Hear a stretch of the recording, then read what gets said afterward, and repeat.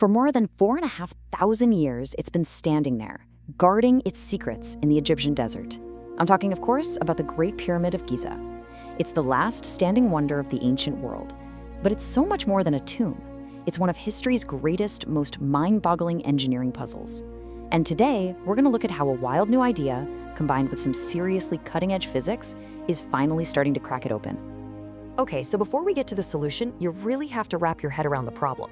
To truly appreciate the mystery here, you have to understand the sheer, monumental scale of what the ancient Egyptians pulled off. I mean, this wasn't just building something. This was like constructing an artificial mountain, and with unbelievable precision. 2.3 million. That is the best guess for the number of stone blocks they used to build this thing. And let's be clear, these aren't your average bricks. We're talking about massive limestone and granite blocks, each one weighing about 2.5 tons. And some of them, way up inside the pyramid, they weigh as much as 80 tons apiece. That's like stacking 40 cars on top of each other. Now, here's the part that is just insane. According to the records we have, the royal architect, a guy named Hemi, was given just 2 decades to get this thing done for his pharaoh, Khufu. 20 years. If you do the math, that means his crews had to quarry, transport, and perfectly place one of those huge blocks every 5 minutes, working 24 hours a day, 7 days a week for 20 straight years. It seems impossible. So, this brings us to the question that has stumped historians, engineers, and everyone else for centuries. How in the world did they do it? You know, with no modern cranes, no iron tools, how did a Bronze Age civilization build something so huge and so perfect that it was the tallest thing on Earth for almost 4,000 years? This question has led to all kinds of theories, from the absolutely brilliant to the, well, truly bizarre. Right, so the most common answer you'll hear is ramps. And it makes sense, right? You picture workers dragging these giant stones up a huge incline. For a really long time, this was just the standard textbook explanation. But the moment you start applying some basic physics and logistics to it, the whole idea of these traditional ramps, it just starts to completely fall apart. So you've got 2 main ramp theories. First, this massive, long, straight ramp going up one side. The problem? To keep the slope gentle enough for people to actually work on, about 8%, that ramp would have to be over a mile long. It would have used almost as much material as the pyramid itself. Just not practical. Okay, so what about a spiral ramp, one that wraps around the outside? Well, that solves the material problem, but it creates a whole bunch of new ones. How do you turn a giant multi-ton block on a tight corner? And even more importantly, how do you make sure the pyramid's angles are perfect if the whole thing is covered up by a ramp? It would be like trying to build a ship inside a bottle. Neither one really works. So with the classic theories full of holes, the mystery just got deeper. It became pretty clear the real solution had to be something totally different, something radical. And that game-changing idea, it didn't come from an Egyptologist digging around in the sand. Nope, it came from an architect who looked at the pyramid not as a monument, but as a construction site. And that architect was a Frenchman named Jean-Pierre Houdin. For years, his dad Henri, who was a retired engineer, was just obsessed with the pyramid. He had this gut feeling, this hunch, that the answer wasn't on the outside at all, it was on the inside. He thought the Egyptians must have built it from the inside out. Jean-Pierre took that incredible idea and spent nearly a decade of his life turning it into a full-blown scientific theory, using sophisticated 3D modeling software to test every single step. And this right here, this is the light bulb moment. In a letter back in 1999, Henri Houdin explained how his son's architectural brain had perfected his initial idea. Instead of one long curving ramp, Jean-Pierre imagined a ramp made of straight sections, with open corners. Those open corners were the key. They would allow workers to turn the blocks. It was just so simple, so elegant. So, Houdin's theory is this brilliant 3-stage process. Here's how it works. First, you use a big, straight external ramp to build the bottom third of the pyramid. That's the heaviest part with the most blocks, so you get it out of the way. Then, and this is the genius part, you cannibalize that same ramp. You take its blocks and use them to build an internal ramp, spiraling upright inside the pyramid's outer edge at a nice, gentle 7% grade. This solves everything. It uses way less material, you can constantly check the outside angles to make sure they're perfect, and those open corners act like little loading docks to turn the blocks. It's an entire industrial process hidden inside the final building. For a long time, this was just an amazing theory. You know, a beautiful 3D model on a computer. But a theory, no matter how perfect it sounds, needs proof.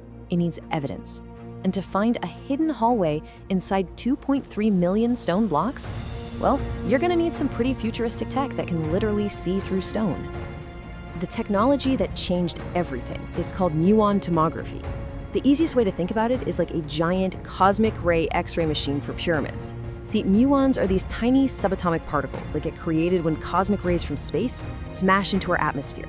They're constantly raining down on us, and they can pass through hundreds of feet of solid rock. So, by putting special detectors inside the pyramid, scientists can track where these muons are going. If more muons get through one spot than another, it means there's a void there, an empty space, a hidden corridor. This technology led to the creation of the Scan Pyramids mission in 2015. It was this incredible international project using things like muon tomography to map the pyramid's insides without touching a single stone. For the first time ever, you had particle physicists and architects working side by side, aiming high-energy physics at a 4,500-year-old monument, all to see if Houdin's theory was right. And then, they found it. The data came in and it was absolutely stunning. The Scan Pyramids team detected a huge, previously unknown void, a corridor at least 9 meters long, right behind the pyramid's main entrance. And here's the kicker. Its location and its angle matched exactly what Houdin's 3D models had predicted years before. He theorized there would be a separate, grander passageway for the pharaoh's funeral procession, and that's precisely where they found it. The theory had just become reality. Okay, so the internal ramp explains how they got the vast majority of the blocks up the pyramid. It's an amazing solution. But what about those absolute monsters, those 70-ton granite beams that make up the ceiling of the king's chamber? They are way too big and heavy to have made the turns on that internal ramp. This job needed a totally different, even more powerful solution. This is the next great puzzle inside the mean one. Getting these massive beams all the way up into the heart of the pyramid, over 43 meters high, is just an incredible heavy lifting challenge. The internal ramp gets you most of the way there, but for those final heaviest pieces, they would have needed another ingenious trick up their sleeve. And right now, two major theories are trying to solve this. Houdin's own theory suggests a brilliant mechanical solution. He thinks the Grand Gallery wasn't just a hallway, it was actually a machine. He argues it housed a giant trolley and counterweight system that used that steep incline to haul the granite beams up. The other idea is even more out there, suggesting the Egyptians might have used the power of water to basically abolish gravity. Yeah, the hydrolift theory. It imagines a system of locks or sealed shafts built right inside the pyramid.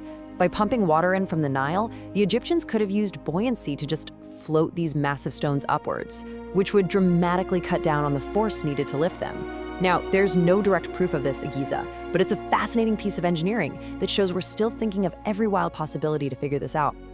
So what all of this really shows is that the story of the Great Pyramid is far from over. It's not some dusty old mystery anymore. It's a live investigation where architectural theory, ancient clues, and 21st century science are all coming together to write a brand new chapter in what we know about our past. So, what's the bottom line here? Let's recap. First, those old school external ramp theories, they're almost certainly wrong. They just have too many logistical problems. Second, the internal ramp theory gives us this beautiful, efficient solution that's now backed up by actual physical evidence from the Scan Pyramids mission.